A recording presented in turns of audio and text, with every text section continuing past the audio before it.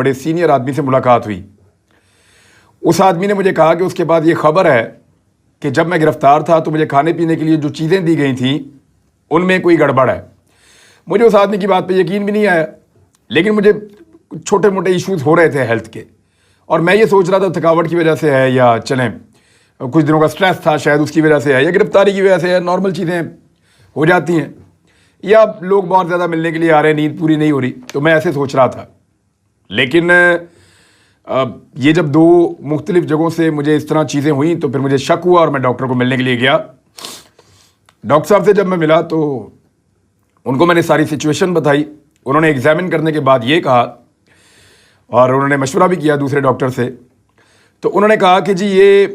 ان کو 90% شک ہے کہ مجھے کوئی ایسا سبسٹنس یا کوئی ایسی چیز دی گئی ہے کھانے میں یا پینے میں جس کی وجہ سے مجھے سلو